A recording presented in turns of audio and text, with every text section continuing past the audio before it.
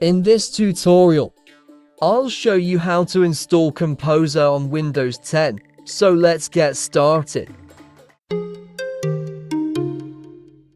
Let's first visit their website.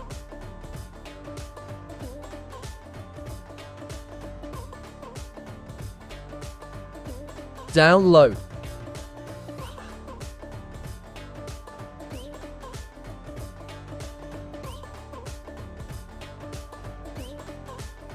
Install it. Next, add this PHP to your path. Next, install. Next, finish.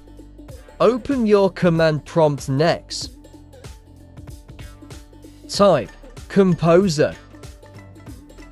It has now been successfully installed.